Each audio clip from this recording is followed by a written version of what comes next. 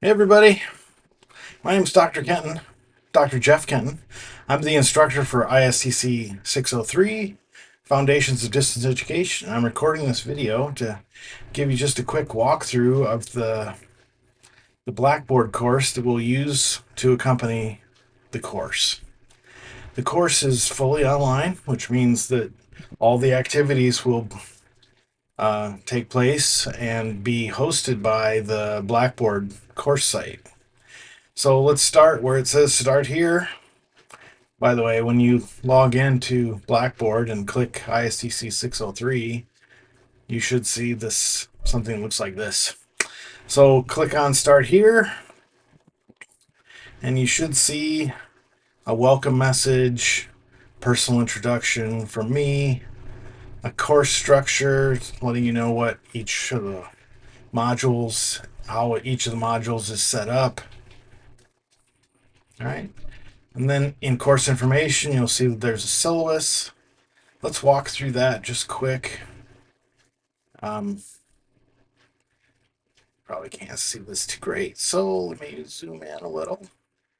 That's probably better. Okay, so my name, Jeff Kenton. My email, jkenton@towson.edu. That's the very, very best way to get in touch with me. If you need to have a private meeting, an office hour to talk about something you run into that you're having trouble understanding, or you want to try to clarify something, set up a office hour and we'll make a Zoom. My phone number is 410-704-4226. I will receive the voicemails when you call that phone number. I'm very rarely in my office, not to say that I'm never there, but not often enough to suggest that as your primary way to get in touch with me. My office location is Psychology Building 200D. All right, so you've seen a syllabus before, so I'm not going to read it, but the first amount of information is describing what the course is about, and then it talks about which standards the course is designed to help you meet from both. I think it was ISTE at the top. Yeah, ISTE coach standards, and then the AECT instructional design standards. All right, so the main required material for the class is the textbook. The textbook is described here. Simonson, Smaldino, Albright, and Zvacek, 2019. There is a newer edition, 8th edition, but the course readings will come from the 7th edition. The reason why we're using a slightly older edition of the textbook is because it's possible to access the textbook free of charge using this course link. Of course, if you're not someone who likes reading online and you have to get yourself a physical copy of the book, use this information to track it down. As an older edition, should be less expensive. As I mentioned, the course is 100% online, asynchronous. We will not be meeting anytime synchronously, which means that we'll meet at the same place, virtually using Zoom or whatever. There won't be any scheduled meeting like that. Then there's a section that talks about the grades and how you earn the points attributable to the course total. There are 3 modules in the class. I think that pretty much all the material we've talked about so far is fairly standard. Then we get to the course schedule. The course will start on Tuesday, the 26th of August.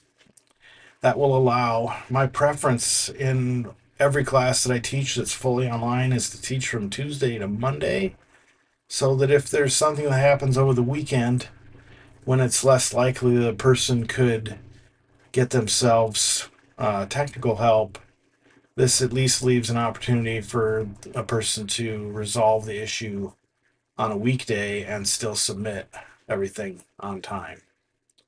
The due date for every submission is 11:59 Eastern Standard Time on the due date listed. So there's an introduction activity that's due the 1st of September, which is the Monday following the first Tuesday. And, so all these things are described. The first module is 2 weeks, second module is 2 weeks, the third module is 3 weeks. Add that together, that's 7 weeks, and that's the time we have available for this class. During the course, you're going to complete several activities talking about the definition of distance ed and how you build community using distance ed, methodologies, what kinds of things need to happen for teaching and learning to take place, to give you some awareness of what some online teaching standards look like, how you do assessment using online methodologies, and then there will be a research review activity. Then we get into the policies, okay? One of the policies I want to draw special attention to is the use of generative AI. I'm not naive to the fact that Gemini, ChatGPT, Claude, Perplexity, any number of these models are available for you to use potentially as a tool. So please use the AI to perhaps narrow down a framework so that you can more easily and more efficiently get yourself to the main topic you're trying to discuss, to maybe identify who the main players are in the field when you're trying to identify research. But please stop short of using AI to generate anything that you would then submit as your own work, because that's a violation of the academic integrity policy. And I think it's a conscious decision to cheat yourself out of a useful experience. So use AI as a tool to help you become more efficient or effective at identifying useful materials that you need to summarize to have a strong view or overview of the material, but don't use it, please, to generate anything that you would submit as your own work. Okay. Now, the next policy that I want to draw your attention to, again, all this is in the syllabus, so just pay attention to the fact that there's an accessibility disability services office on campus. You can contact them by phone at 410-704-2638. Or if you use a telecommunication device for the deaf, 410-704-4423. The idea here is that if you have a learning disability or a need for an accommodation related to coursework or course activities, please get yourself registered with that system, the service.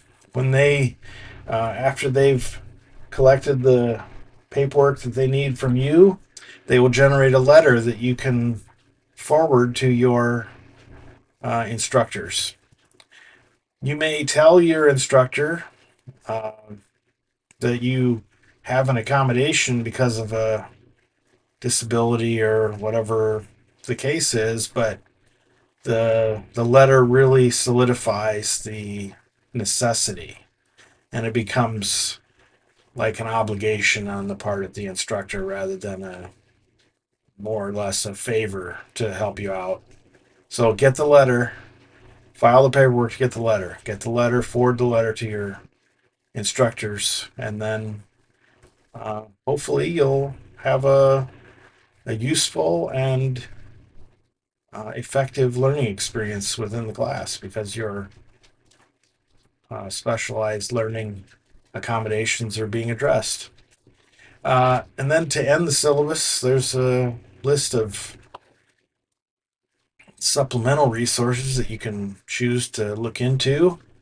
Many of them are available for free using the university's proxy to access these materials that otherwise would cost money.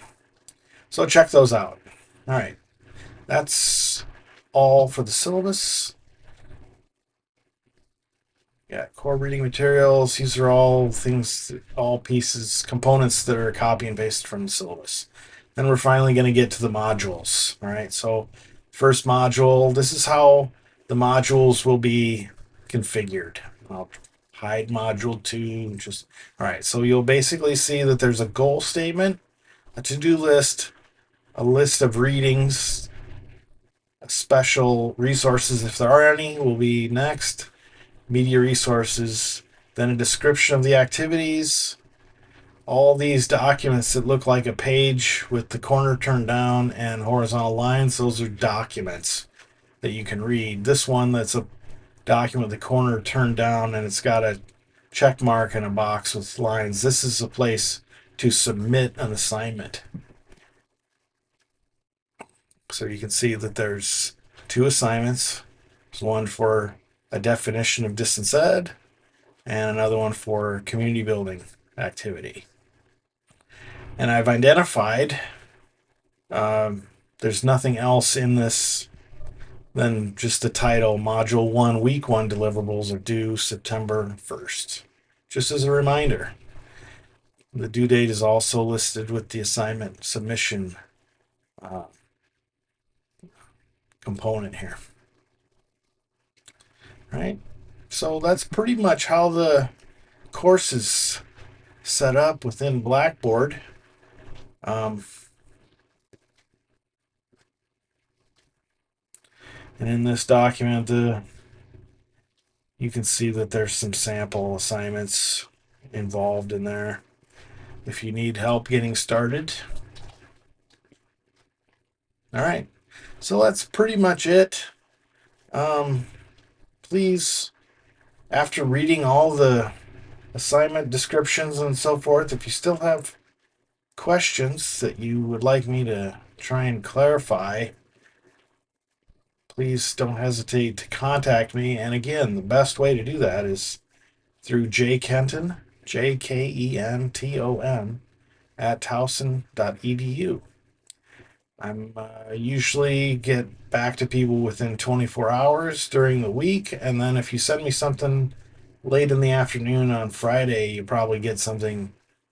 I may return your email over the weekend, but likely then on Monday sometime.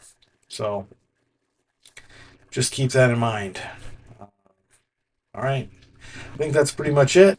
I hope you have a great class. I know that this is going to be a lot of fun. There are some activities in here that will engage you in thinking about things in a way that you probably haven't before. So this should be exciting. All right. Take care. I'll talk to you soon. Bye.